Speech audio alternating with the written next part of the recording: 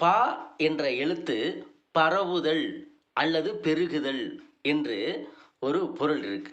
அப்ப ஒரு வண்டி சக்கரத்துல மைய புள்ளியில வைத்து களிமண்ணை வைத்து அந்த சக்கரம் சுத்த சுத்த சுத்த சுத்த அது பானையாக உருவாகுது, பெருகுது.